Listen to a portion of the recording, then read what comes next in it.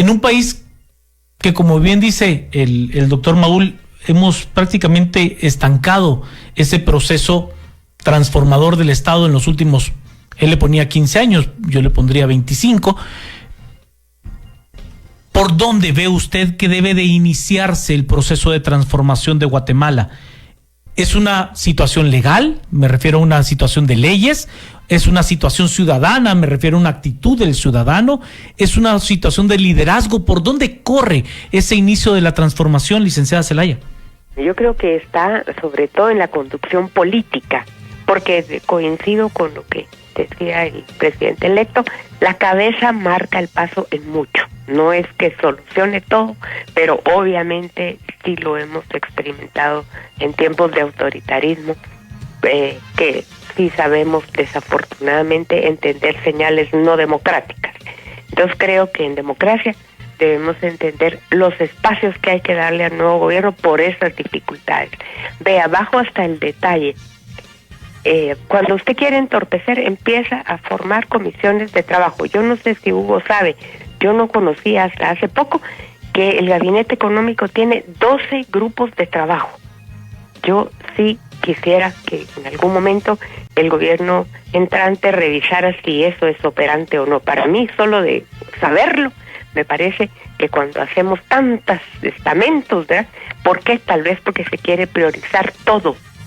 Entonces, lo que aquí se ha dicho es, en salud, digamos, está el tema, vinculándolo al tema de desnutrición, que es uno de nuestros mayores retos. Con la educación se puede vincular en educación preprimaria y primaria a ese tema con los suplementos alimenticios y los cuidados médicos que se pueden dar a esa población infantil. Y creo que en tema de infraestructura también es una necesidad. ¿Qué potencial tiene Guatemala? El turismo. ¿Qué necesita el turismo? Básicamente infraestructura y seguridad. Ahí hay un punto positivo. Entiendo que el licenciado Jiménez, que ha sido designado para ministro de Gobernación, ya estuvo en funciones en ese despacho y eso le da una experiencia vivida de tener que aterrizar, como dice Hugo, ya conociendo un poco más el sistema. Pero tienen que tenerse unos cuidados que con qué empezar. Yo insisto en los efectos de demostración de pequeñas cosas que pueden motivar a pensar, a dar esperanza de que hay cambio. Porque en el tema de infraestructura sí, efectivamente, la prioridad es inminente para temas económicos, para temas ciudadanos, para temas de turismo, pero lleva su tiempo. Entonces, tendrán ellos que preocuparse al inicio, perdone, pero de detalles como, mire, hay países de Centroamérica que cuando han empezado los años de función presidencial, pues no tienen internet, no tienen teléfonos celulares, no tienen contratos de gasolina, porque todo se corta el 31 de diciembre. Yo esperaría que en Guatemala el Ministerio de Finanzas es técnicamente suficientemente efectivo como para tener eso previsto, pero hay que pensarlo.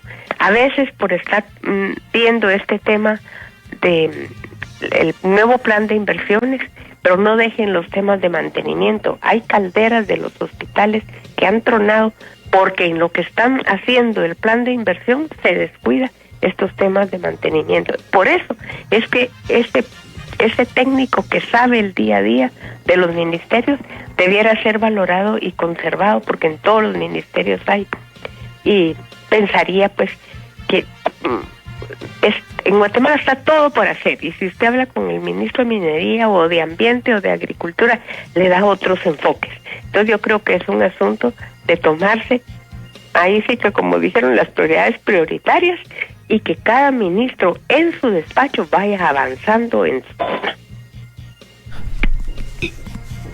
Para terminar, ¿no? Todavía nos quedan 2 minutos. Doctor Maúl, ¿cómo entrar en esa dinámica con un equipo joven, con un equipo que tiene en algunos casos poca experiencia de la administración pública? Yo no le estoy diciendo que la juventud sea una falencia, le estoy diciendo de que obviamente a todos nos cuesta. ¿Por dónde? ¿Por dónde comenzar a hacer ese proceso transformador? Bueno, a mí me parece que por lo que ha trascendido hay algunas figuras dentro del próximo gabinete que tienen que marcar su jerarquía y su experiencia. Pienso, por ejemplo, en el Ministerio de Economía, si es que mi tocayo Beteta llega de ministro de Economía, creo que es una persona... Bueno, no creo. Estuvo en finanzas, estuvo en CGPlan, viene de un organismo internacional, tiene suficientes canas y experiencia para poder ser de esos ministros que, si bien su ministerio pues no tiene todo el cableado para poder ejercer mucho poder, sí puede dar una señal y guiar. Lo mismo debería suceder en el Ministerio de Finanzas, donde ha trascendido que es el Jonathan Mencos el encargado, pues llegar con un equipo que de verdad desde ahí se marquen por dónde van las grandes líneas. Lo mismo en el Ministerio de Infraestructura, en el Ministerio de Salud, Educación, que son los críticos.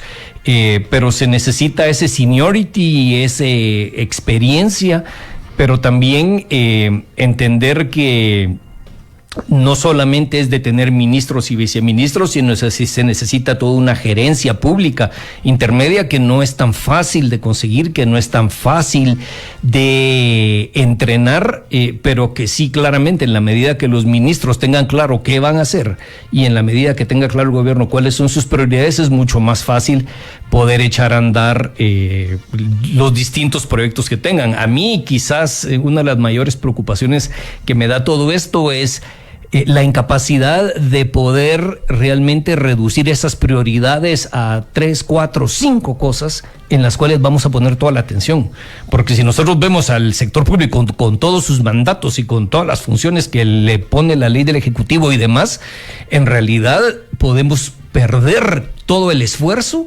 Se disipa en demasiados frentes. Entonces aquí sí es clarísimo cuáles son las prioridades y en qué momento se van a atender. Y digo esto también para que la población entienda de que no se construyó Roma en un día y tampoco se va a rescatar la situación precaria que tenemos dentro del sector público en 2, 3, 4 meses. Tampoco es de que viene el hijo de Juan José Arévalo y por magia se van a componer las circunstancias. Aquí se requiere también, no voy a usar la palabra paciencia, pues, pero tal vez es comprensión que los cambios requieren tiempo y que no podemos estar a las 48 horas ya criticando porque no se ven resultados. Pero yo sí insisto, tiene que haber unas cuantas prioridades, unas pequeñas victorias rápidas para dar esa señal y ponerse a trabajar en las cuestiones de mediano plazo. Sí, yo creo que hay ministros que tienen que jugar un papel clave y realmente, pues si no es de somatar la mesa dentro del gabinete, pero sí mostrar de que las cabezas guía de todos estos procesos. Tengo un minuto y le pido perdón por la escasez de tiempo, licenciada Zelaya, para escuchar su conclusión. Saquemos el limpio lo que hemos practicado en esta mañana. Creo que estamos de acuerdo que los desafíos son grandes, que las expectativas también, que hay un equipo que está por entrar, que ha tenido un periodo de transición largo en medio de otras vicisitudes que no le permitieron poner todo el tiempo la cabeza en esto. Esperemos que tengan y pidan los apoyos que puedan necesitar y que los temas de gerencia pública que ya mencionó Hugo son fundamentales, que sepan identificar ese personal entre la burocracia y que tengan también una negociación que no la habíamos hablado, pero tomar en cuenta la actitud de los sindicatos que existen en todos los ministerios. Priorizar, negociar y ser transparente.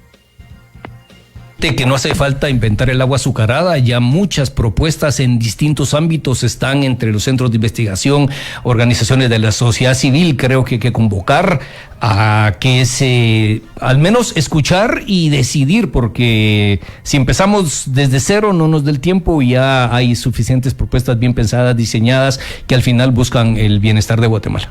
Yo les agradezco a ambos, tanto a la licenciada